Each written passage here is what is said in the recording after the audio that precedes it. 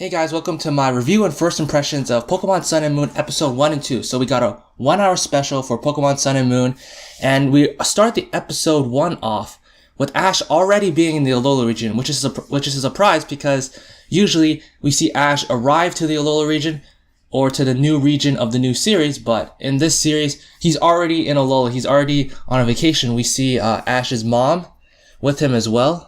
And yeah, the beginning of the episode just looks like he's just having fun, he's having a vacation. Because we see later on in a flashback that apparently Ash and his family won a trip vacation to Alola. So that's what they're doing right now, and they speed through the process of going on the airplane. And we actually see Professor Oak give him an egg from the Alola region. So what I'm guessing is that that egg will probably be his starter Pokemon. Can't be sure because it doesn't actually hatch in this first 2 episodes. And that's another thing that's weird as well. Ash does not get his first Alolan Pokemon in these first 2 episodes, so maybe he'll get it in episode 3. We'll have to see about that. But anyways, we just go through more scenes of Ash exploring the Alola region. He sees a Grubbin, and he goes chasing it, and we actually see our first debut of the Pokemon Tapu Koko, which is the guardian of the Melemele Island. And we just see Tapu Koko trolling Ash, throwing fruits at him, and he eventually aggroes a Bewear. And this was pretty funny to me. The Bewear, I'm not sure, he looks like he's happy, but then he scares the shit out of Ash by destroying all the trees and stuff like that. A lot of this new anime seems to me that it's less on the serious side. Like Pokemon XY, XYZ were more on the serious side, with Ash being, having the bond phenomenon with Greninja and the whole Kalos, prophecy and the destruction of Kalos with Team Flare. But this series seems very lighthearted, very funny.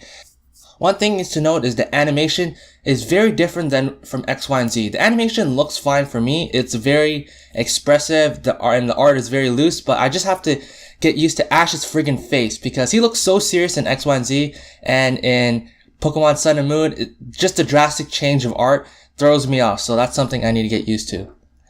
And afterwards, we see Ash stumbling onto what looks to be the Pokemon school, and he sees all his new classmates, Lily, Mallow, and Lana, which later we see that all the classmates in Ash's school, the Pokemon school, is actually trial captains, so that's really cool.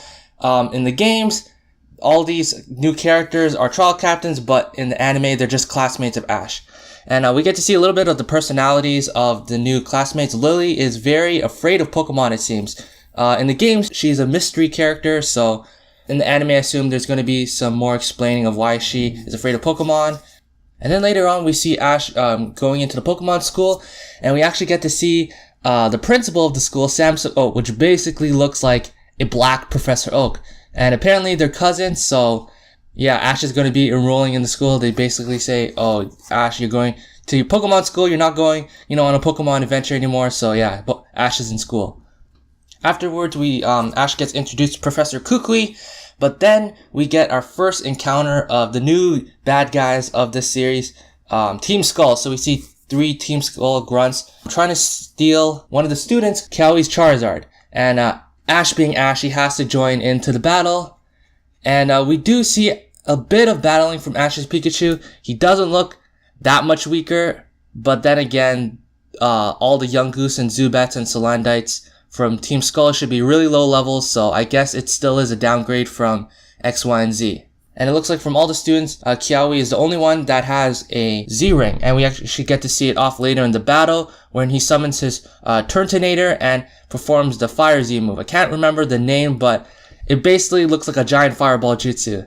That's the best way to call it. So yeah, later on in the night, we see Ash. He spots Tapu Koko anymore, and it looks like Tapu Koko might be some kind of legendary mythical Pokemon, because I can't see there being more than one Tapu Koko. There should be only one guardian Pokemon that exists in the island, so it could be a type of mythical Pokemon.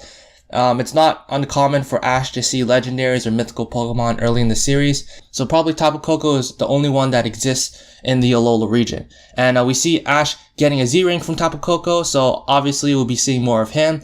He might be more like a Pokemon that we see throughout many episodes that, helps Ash out through tough times, but we won't actually know if he catches him, because it would be kind of weird if Ash caught one of the guardian Pokemon of the island. So we'll have to see if Ash actually gets Tapu Koko or not.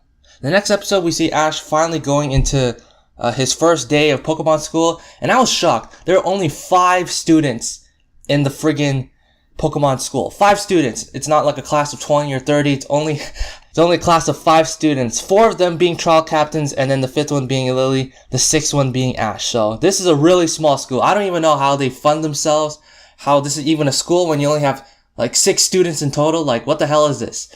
But I guess, having less students means more character development for each student. So it is interesting that Pokemon decided to go with only 6 students in the entire class. Not very realistic in that sense.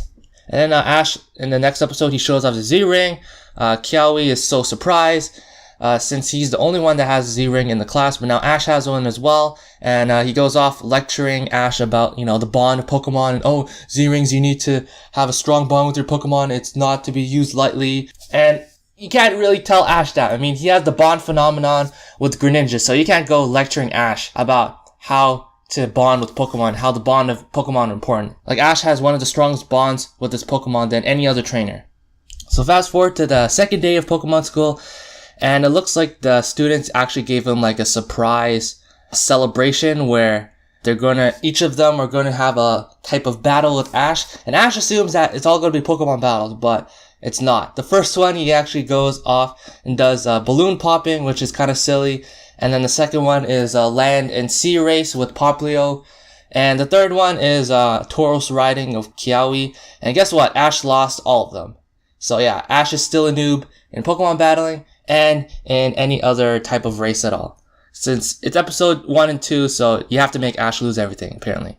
And I guess the final celebration was supposed to be a battle with Professor Kukui, but then Tapu Koko shows up and trolls everyone with the speed, and actually steals Ash's hat. And Ash and Pikachu run off to stop Kukui from stealing his hat. And it turns out that Tapu Koko actually wants to fight Ash. So I guess, I don't know why. Maybe because, he won second in the Kalos League. Ash is the chosen one or whatever. But Tapu Koko has a definite interest in Ash. So they do some battling. Obviously, Tapu Koko, being a guardian of the Melemele Island, completely outclashes Pikachu and Ash, even though it doesn't really make sense.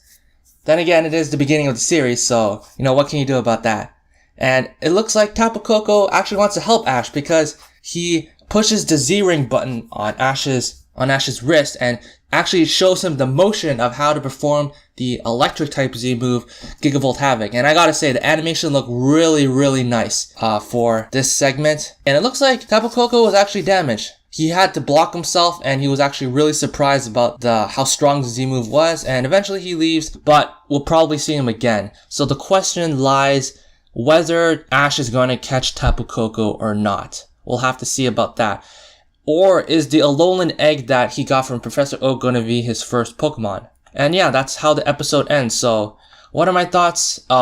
This series is very different from X, Y, and Z. I knew that coming in, but I didn't know how much, and I don't really know how this series is going to go in the future.